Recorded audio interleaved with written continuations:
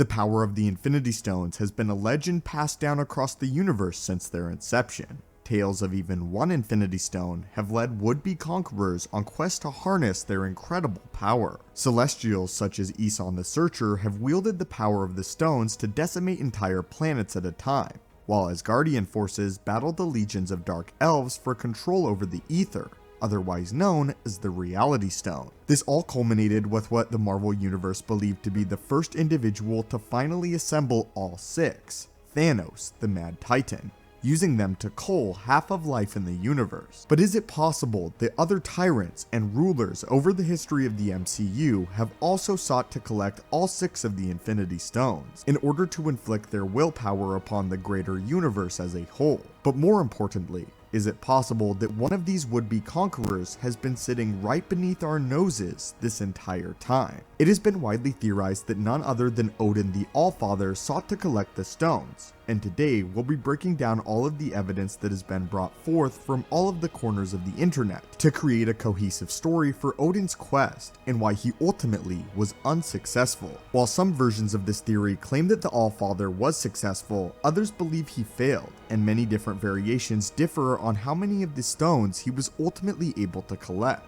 This channel actually published a previous version of this theory over 2 years ago, but we've decided that an update was in order. So let's break down the evidence and leave it to you as the viewer to decide how many stones, if any, you believe Odin was able to collect. We know that Odin and the Asgardians are widely knowledgeable of the Infinity Stones and their capabilities. Throughout Thor the Dark World, ancient Asgardian texts are explored in order to understand the power of the Reality Stone in greater detail, and these texts refer to the Ether as only one of these 6 sacred artifacts that is depicted as a liquid. This implies that the Asgardians know enough about the Infinity Stones and their origins to understand them at this level. After the first war with the Dark Elves, Odin's father, Bor, hid the Reality Stone away on Midgard. Many have theorized that Odin would likely be aware of this, seeing as he was the next in line to inherit the throne of Asgard, and it was his father who led the battle against the Dark Elves. We also know that he had access to the Space Stone.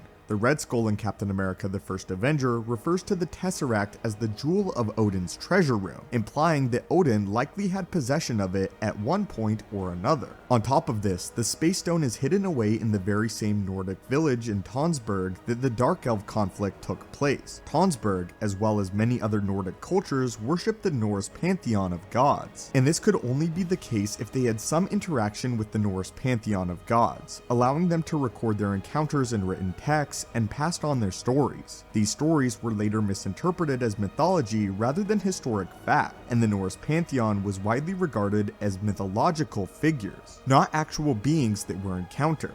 But the fact remains that Odin and his forces had visited Norway before, and likely had access to the Space Stone. It's even possible that after using the Space Stone, Odin was the one who encased it in the Tesseract and hid it away on Midgard. The rest of the stones are more difficult to deduce, however, but currently we know that Odin had access to 2 of the 6 stones. Some versions of this theory claim that he was able to obtain the Power Stone, the Mind Stone, and the Time Stone. And if Odin was able to, then he would have been the one who scattered the remaining stones across the cosmos after abandoning his journey to conquer the 9 realms. Most curiously, however, is that Odin had a replica of the Infinity Gauntlet in his treasure room, which Hela dismissively calls a fake and shoves aside. But how would she know that it was a fake Infinity Gauntlet and the stones looked like that unless she had seen a real Infinity Stone before? After all, the dwarves already had a mold for a weapon capable of harnessing the power of the Infinity Stones in Infinity War. If Odin knew of this, or possibly even commissioned the design, it's possible that he used the power of the stones in his conquest to take over the 9 realms, with his eldest daughter by his side. Hela bore witness to his use of the Infinity Gauntlet, and watched him use the stones he had to conquer the 9 realms, and build the Asgardian Empire from the ground up, assimilating forces, building riches, and expanding his reach into the cosmos. So what made Odin stop? What led the Allfather to abandon his quest to collect the Infinity Stones and conquer the rest of the universe at large? The answer, my friends, is that he learned the location and nature of the Soul Stone. Assuming the Soul Stones still resided on Vormir at the same time of Odin's conquest, then he could have learned not only the location, but the sacrifice that it required of him, the sacrifice of that which he loved. Upon discovering this, he could have realized that he, much like Thanos, loved nothing except for his daughter in his own twisted way. If Hela was the only sacrifice the Soul Stone would accept, then it's possible that Odin realized that the collection of all 6 Infinity Stones was outside of his grasp, and he decided to abandon his journey, instead focusing his energy and time on rebuilding the Asgardian legacy of one of peace and benevolence. He could have decided that conquest was not the proper way to rule and care for a kingdom, which enraged a Hela who did not fully understand the circumstances behind what she perceived as his betrayal. After banishing Hela, he returned the Reality Stone to its hiding place. He then encased the Space Stone in a glass enclosure known as the Tesseract, in order to hide its true nature.